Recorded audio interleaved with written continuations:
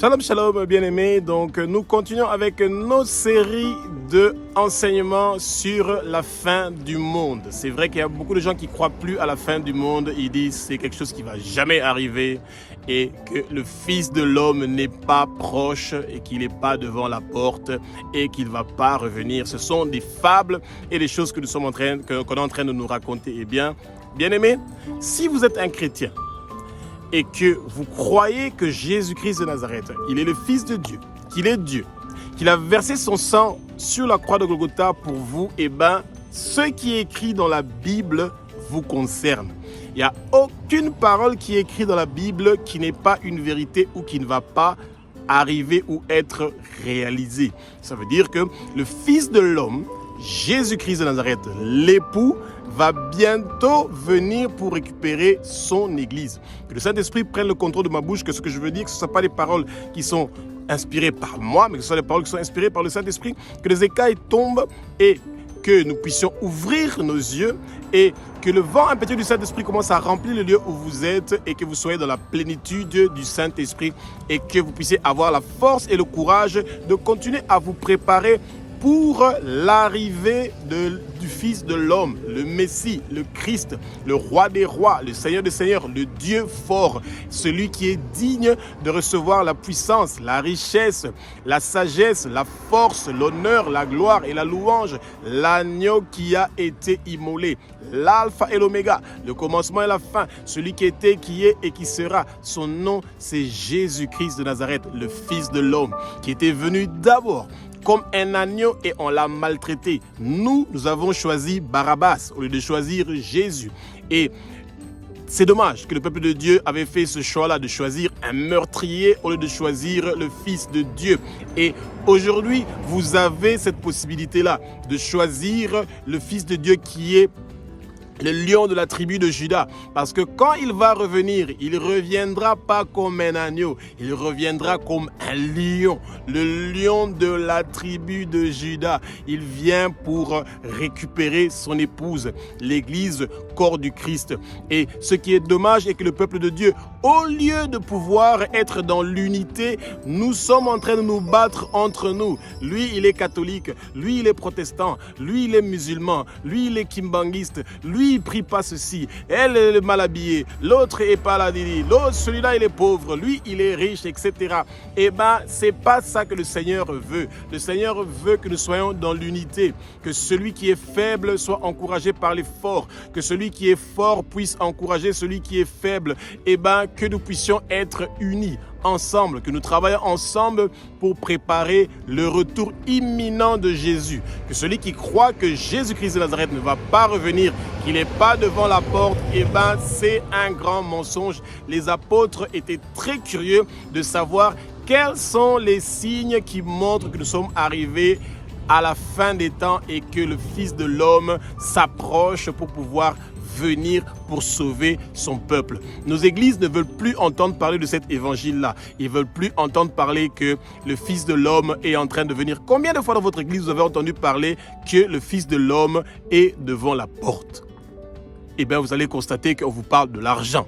On vous parle du mariage, on vous parle des biens, de toutes les choses que vous avez besoin sur terre, mais on ne vous parle pas des choses d'en haut. Et c'est pour ça que le Seigneur aussi disait, vous ne comprenez pas les choses que je vous dis ici, des choses d'en bas que je vous dis. C'est ça qu'il avait expliqué donc à Nicodème, que toute personne qui veut avoir accès au royaume de Dieu doit naître de nouveau. Et quand nous ne comprenons pas les choses d'ici en bas, et si le Seigneur nous parle des choses du ciel, est-ce que nous allons les comprendre? Non, nous n'allons pas les comprendre. Et c'est pour ça que nous demandons au Saint-Esprit, l'enseignant par excellence, de nous parler, de nous révéler les choses qui sont cachées pour que nous puissions comprendre les désirs que le Seigneur a pour nous qui sommes ses enfants. Matthieu chapitre 24, verset 33 nous dit que le Fils de l'homme est proche. Il est devant la porte. Il vient pour récupérer son épouse. Eh bien, il y a des noces qui sont en préparation. Et quand vous faites un mariage, eh bien, il y a les deux familles qui se rencontrent déjà et commencent à préparer une grande fête qu'on appelle les noces. Eh bien, c'est ça qui est en train de se passer en ce moment-ci, bien-aimés. Nous sommes arrivés à la fin des temps et le peuple de Dieu ne comprend pas que les préparatifs des noces sont très importants. Et quand nous préparons un mariage, nous avons ce que nous appelons le comité de mariage. C'est quelques gens qui viennent de la famille de l'homme, de la famille de la femme, qui s'unissent ensemble pour pouvoir commencer à préparer le mariage entre le mari et la femme. Et c'est ça qui se passe maintenant. La fin du monde sera le moment où le Fils de l'homme va venir pour récupérer son église, corps du Christ. Il ne va pas venir récupérer seulement votre église, non. Il va venir récupérer toute personne qui aura cru que Jésus est le Fils de Dieu, qu'il est Dieu, qu'il a versé son sang sur la croix de Golgotha pour lui et qui va se repentir et abandonner ses péchés. Nous devons nous repentir, nous devons abandonner nos péchés, nous devons changer notre façon de vivre, nous devons adopter un autre comportement, nous devons vouloir ressembler au Christ. Dieu nous a créés selon leur image et selon leur ressemblance et nous voulons leur ressembler. Et Dieu, il est saint, saint, saint, l'Éternel des armées, le Maître univers, celui qui a créé le ciel, la terre, les mers et tout ce qui s'y trouve. Et il veut que nous, ses enfants, nous puissions aussi être saints comme lui. Nous devons être blancs comme la neige. Et nous devons demander au Seigneur de nous pardonner nos péchés, de pardonner les péchés de nos parents et de nos ancêtres. Et nous devons nous repentir du mal que nous avons fait aux autres, que nous avons blessés, que nous avons offensés. Et nous devons apprendre à pardonner ceux qui nous ont fait du mal, ceux qui nous ont blessés, ceux qui nous ont offensés.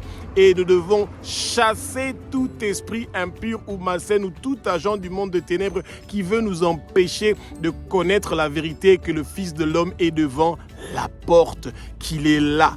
Eh bien, il n'y a pas d'autre signe qui montre que Jésus est vraiment très proche de revenir parce que tous les signes, il y en a à peu près 5 qui sont déjà réalisés, qui montrent effectivement que nous sommes arrivés à la fin des temps, que nous sommes arrivés à la fin du monde.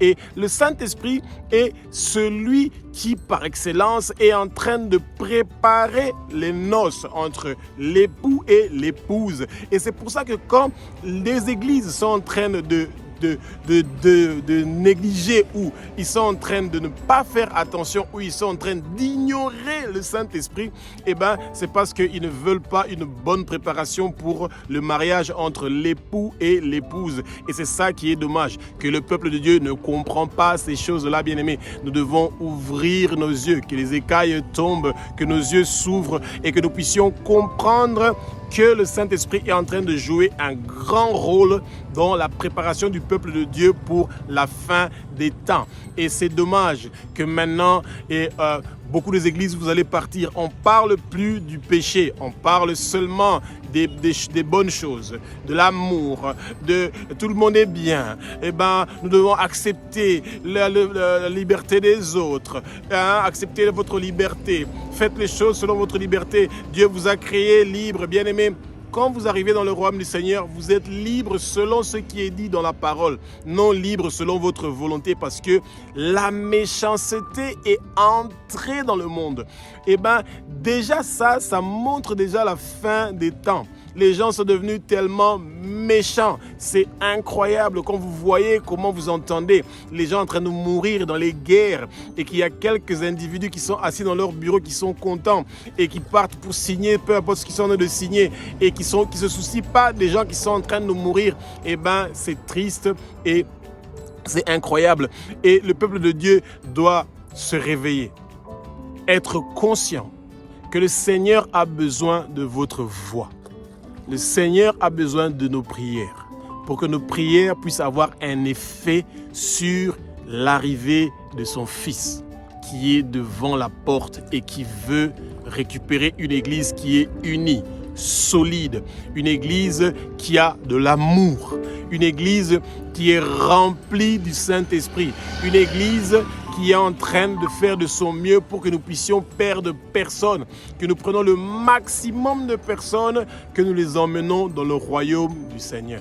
L'un des signes qui montre la fin des temps, le retour de Jésus, la fin du monde et ce que le Seigneur a dit dans sa parole, que nous serons tourmentés, nous serons haïs, nous serons persécutés à cause de son nom.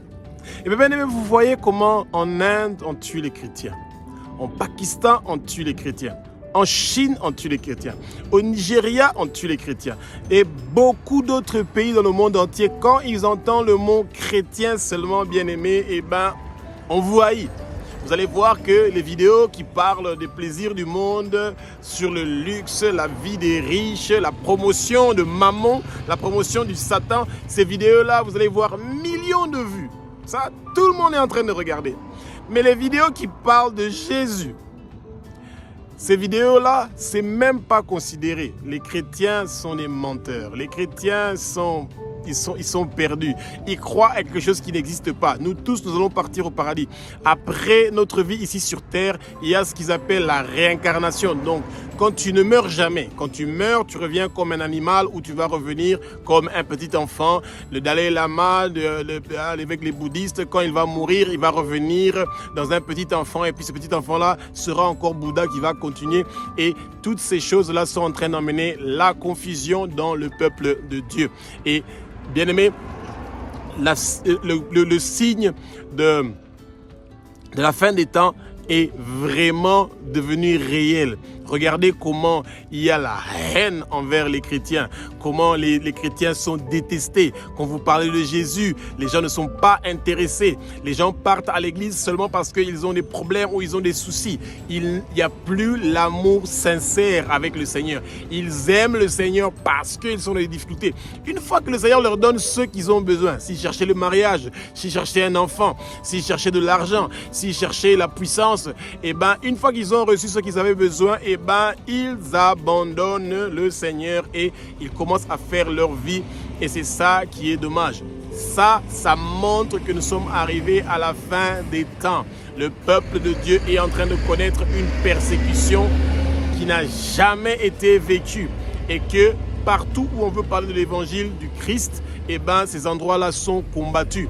Et quand vous allez en train de prier sincèrement pour votre quartier, pour votre famille, vous allez voir que les gens de votre famille vont vous combattre d'une façon terrible. Et vous n'allez pas comprendre pourquoi ils sont contre moi. Pourquoi ils sont en train de me combattre. Pourquoi dans mon quartier on me combat, on me rejette, on ne m'aime pas. C'est parce qu'ils savent qu'il y a une lumière sur vous. Que cette lumière que vous avez est en train de détruire et de terminer tout ce qu'ils avaient préparé contre vous. Un autre signe qui montre que le Fils de l'homme, Jésus-Christ de Nazareth, le roi des rois, le Saint des seigneurs, est devant la porte, qu'il est proche. Et que l'Église primitive avait connu une grande persécution. Quand on disait qu'on est un disciple de Jésus, on vous tuait, on vous frappait. Vous vous rappelez de comment Saoul de Tarse, l'apôtre Paul, comment il était un fanatique qui persécutait le peuple de Dieu d'une façon horrible. Et bien ces persécutions-là de l'Église primitive sont de retour, bien-aimés. Quand vous regardez comment la jeunesse et surtout les jeunes peuvent commencer à s'acharner sur les serviteurs de Dieu dans les réseaux sociaux, à les insulter feu et flamme comme ils veulent, bien-aimés, sans crainte et sans penser qu'il y a des conséquences sur ce qu'ils sont en train de faire. Mais bien-aimés, la violence verbale, c'est dommage que ce n'est pas encore quelque chose qui est juridiquement possible de pouvoir d'avoir le succès avec ça dans le monde de la justice. Nos jeunes sont entraînés à une violence verbale incroyable. Et nous nous rappelons, nous tous, de quand il y a un pasteur congolais qui s'est remarié après une année que sa femme soit morte. Et la façon où pas des personnes âgées, les jeunes, certains même qui ne sont pas encore mariés, qui n'ont pas de mariage et qui s'acharnaient à insulter ce serviteur-là de Dieu. Nous ne sommes pas les pro-tel serviteurs ou pro-tel serviteurs, nous sommes seulement en train d'avertir nos jeunes. Nous sommes les Jean-Baptiste, nous crions seulement dans le désert, nous crions. Et la suite, c'est le Seigneur qui sait comment ça va se passer. Que nos jeunes arrêtent de faire ce qu'ils sont en train de faire, de prendre cette sale habitude de se maudire en insultant des serviteurs de Dieu dans les réseaux sociaux. Si vous avez pas assez de problèmes dans votre vie, eh bien vous devez vous mêler de ces choses-là qui se passent. Il n'y a pas de ministère de critique. C'est la même chose avec nos autorités. Les jeunes qui s'aventurent, qui prennent les réseaux sociaux pour commencer à insulter des autorités politiques qui ont été établies par Dieu. Il n'y a aucune autorité politique qui n'a pas été établie par Dieu. Si vous l'aimez, si vous ne l'aimez pas, ça c'est votre souci à vous. Vous pouvez vous mettre à genoux, vous dites, Seigneur, je n'aime pas cette autorité-là, tu as fait une faute de l'avoir mis là. Eh bien, moi je veux que tu me donnes telle personne, c'est votre choix. Mais que vous puissiez utiliser les réseaux sociaux pour commencer à insulter et à avoir une violence verbale, eh bien, bien aimé, cette chose-là peut avoir des grandes conséquences sur votre vie et sur la vie éventuellement de vos enfants et des générations qui sont en train de venir. Et vous ne voulez pas être dans des problèmes que vous ne comprenez pas. Au moment où vous serez en train de chercher qu'est-ce que j'ai fait pour être dans des difficultés, vous n'allez pas trouver de réponse. Pourquoi? Parce que ce sont des choses que le Satan cache. Il est en train de mettre quelque chose dans votre corps et qu'il est en train de cacher là-bas dedans. Des péchés que vous n'allez pas savoir comment faire pour confesser, pour que le Seigneur élimine ça de votre vie, bien-aimé. Que le peuple de Dieu soit sage. Nous ne devons pas entrer dans des histoires qui ne nous concernent pas. Vous voyez? Chaque petite information, ça devient matière. Allez, on utilise ça pour commencer à insulter, pour commencer à avoir des violences verbales. Le peuple de Dieu est persécuté. Bien aimé, quand vous entendez comment les gens sont en train de s'insulter dans les réseaux sociaux, ils sont en train de dire des choses horribles. Ils parlent de la sexualité comme s'ils sont en train de parler de boire un verre d'eau ou un verre de jus d'eau. C'est incroyable et inconcevable. Nous commençons à nous poser la question de savoir dans 10 ans, nos enfants seront en train de s'exprimer comment, surtout qu'il n'y a pas de blocage pour que les enfants puissent écouter telle émission ou telle émission. Vous pouvez choisir vous. Si vous voulez qu'un enfant écoute votre émission, oui ou non. Et ils ont bien fait dans les réseaux sociaux, quand vous bloquez que les enfants ne peuvent pas écouter, eh ben, ce sont des vidéos qui ne vont pas être populaires. Donc, on doit laisser accès aux enfants à toutes les émissions et les enfants entendre les insultes qu'on est en train de rendre célèbres ou populaires dans les réseaux sociaux. Et c'est triste et c'est dommage. Bien-aimés, nous sommes arrivés à la fin des temps. Écoutez les persécutions que le peuple de Dieu est en train de connaître. C'est incroyable. Les rumeurs dans les églises. Comment les gens sont en train de se comporter d'une façon horrible, surtout verbalement. Nous devons prier pour que la persécution s'arrête dans le monde, que la persécution des chrétiens s'arrête. Et comme vous connaissez la vérité, vous faites partie de ces gens-là qui doivent prier pour que cette persécution-là s'arrête. La persécution est en train d'annoncer la fin des temps. Un autre signe qui montre que nous sommes arrivés dans la fin des temps et que Jésus est à la porte, c'est nos églises sont devenues des frigos. Il fait froid dans les églises. C'est pour ça qu'ils ont besoin de la musique pour bien chauffer le corps. C'est devenu des salles de sport. Et les gens commencent à chanter, crier, danser et vous les voyez très enthousiastes. Ouvrez vos yeux, bien-aimés.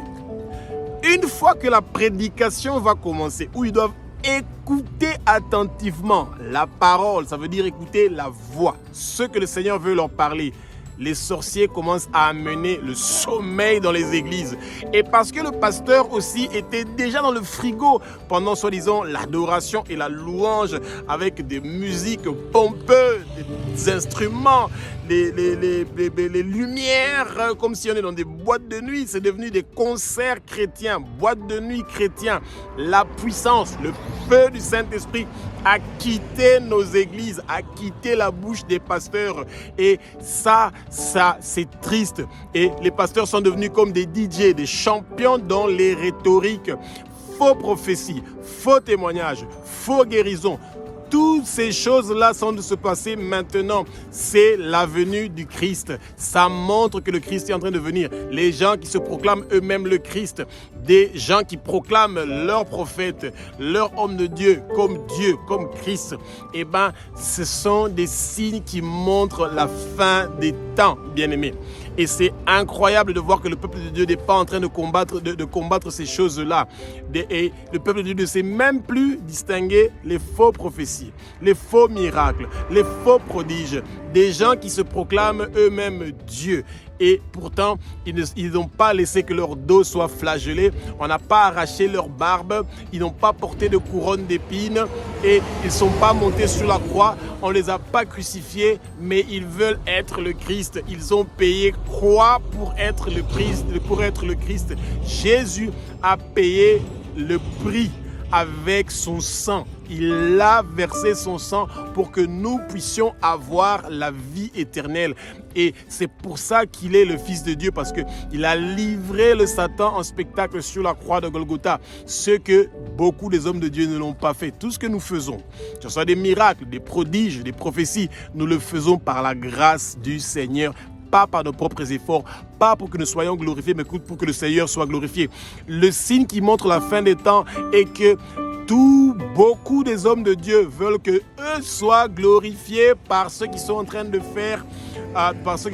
faire, les miracles, les prodiges, et ils disent un tout petit peu par la grâce du Seigneur, ou ils disent reçois par la puissance du Saint-Esprit, reçois ta guérison. C'est où le verset qui est écrit par la puissance du Saint-Esprit, reçois ta guérison. La parole nous dit que nous recevons ce que nous demandons au nom de Jésus-Christ de Nazareth. Bien-aimés, il faut bien suivre quand les gens sont en train de dire des choses. Mais ne nous inquiétons pas, bien-aimés. Les gens qui pensent que le Seigneur n'est pas au contrôle, eh ben, c'est faux et archi faux. C'est ça que le Satan pensait quand Jésus était sur la croix. Il se disait, maintenant, on va voir ce que tu vas faire. Tu vas mourir une mort horrible, rejetée sur la croix. Je t'avais proposé au début que tu pouvais avoir tout le monde entier pour que tu te mets à genoux, mais tu as refusé. Maintenant, on va voir. Mais il ne savait pas que le Seigneur partait au séjour de mort dont le Satan avait la clé. Et il est parti au séjour de mort, il a arraché la clé de la mort et du séjour des morts. Et après 3 jours, il était ressuscité. Et ça veut dire que la mort n'a plus de pouvoir sur nous. Quand nous croyons en Jésus, nous avons la vie éternelle. Et l'œuvre que le Seigneur a faite sur la croix est une œuvre parfaitement parfaite, complètement complète. Et que plus rien ne peut changer le merveilleux travail que Jésus a fait sur la croix. Et c'est pour ça, peuple de Dieu, les signes qui montrent la fin des temps et comment les églises sont en train de se moquer de Dieu. C'est incroyable. Mais ne soyons pas distraits par ces choses-là. Continuons à prier pour que le Seigneur ouvre les yeux de son peuple. Un autre signe qui montre que Jésus est devant la porte est l'arrivée de l'évangile dans tous les recoins du monde entier. Alors, peuple de Dieu, au moment où le Satan est en train de travailler très durement et qu'il a fait que le peuple de Dieu est devenu idolâtre de leur téléphone. Les téléphones occupent une grande place. Le téléphone est devenu l'alpha et l'oméga. On dort avec le téléphone, on se réveille avec le téléphone. Et durant toute la journée, nous sommes avec les téléphones. Et c'est ce même téléphone-là, cet instrument, que le Seigneur est en train d'utiliser pour que son évangile puisse arriver dans les coins les plus reculés. Il y a des endroits qui sont très reculés dans le monde entier où il n'y a pas de communication, mais ils ont des téléphones et bientôt les gens ne pourront plus dire que moi, jamais vu la Bible. Pourtant, ils avaient leur téléphone. Et c'est ça, le Seigneur revient quand il sait que son évangile, sa parole est arrivée dans tous les recoins du monde entier. Et c'est ça qui est en train de se passer. Le Seigneur est en train d'arriver dans tous les recoins du monde entier. Sa parole est en train d'arriver. Et quand sa parole sera arrivée partout dans le monde entier, il n'y aura plus d'excuses de dire que nous n'avons pas entendu ta voix. Quand tu parlais, nous ne t'avons pas entendu. Eh bien, oui, nous t'avons entendu parce que ta parole était avec nous, dans nos téléphones. C'est le même téléphone avec lequel nous passons 17h, 16h, 18h du temps par jour en train de les observer, de les regarder, sans se rappeler qu'il y a des conséquences pour nos yeux, qu'il y a des conséquences pour les rayons X qui sont en train de nous donner des cancers et différentes sortes de maladies. Il y a des gens qui dorment avec leur téléphone à côté de leur tête et qui sont en train d'écouter des prières de leurs prophètes. Eh bien, bien-aimés, le Seigneur est proche. Fils de l'homme est proche. Que celui qui croit et qui a des oreilles pour croire, tant mieux. Et celui qui ne croit pas, eh bien, tant mieux aussi. Que tout ce que nous sommes en train de chercher, les choses qui sont d'ici sur terre, que ces choses-là ne nous intéressent plus. Nous devons être intéressés par les choses d'en haut. Ça ne veut pas dire que nous devons arrêter de travailler et que nous devons arrêter de faire ce que nous devons faire régulièrement pour pouvoir vivre du jour au lendemain, du tout. Au contraire, nous devons faire plus que ce que nous étions en train de faire pour gagner les âmes pour le Seigneur. Que nos noms soient inscrits dans le livre de vie de l'agneau. Nous devons manger de l'arbre de vie qui se trouve au milieu du paradis de Dieu. Que la souffrance de la seconde mort ne soit pas notre témoignage bien-aimé. C'est très important pour nous. Nous mangeons la manne cachée et nous avons reçu des cailloux sur lesquels est inscrit notre nouveau nom que personne ne connaît. Nous allons persévérer avec les œuvres du Seigneur jusqu'à la fin. Le Seigneur nous donne la puissance, le pouvoir sur les nations. Et nous portons des vêtements blancs sur lesquels sont inscrits le nom de Jésus, le nom de Abba et le nom de la Nouvelle Jérusalem. Sur notre front est inscrit le nom de Jésus. Le nom de Abba, notre Père qui est aux cieux, le nom de la Nouvelle Jérusalem, la ville où nous sommes en train de partir, bien-aimés. Et Jésus est en train d'intercéder pour nous devant le Père et devant les anges du Père. Et nous avons la victoire, bien-aimés. Nous avons la victoire. La fin du monde est proche, mais la victoire est pour nous. Nous sommes plus que vainqueurs.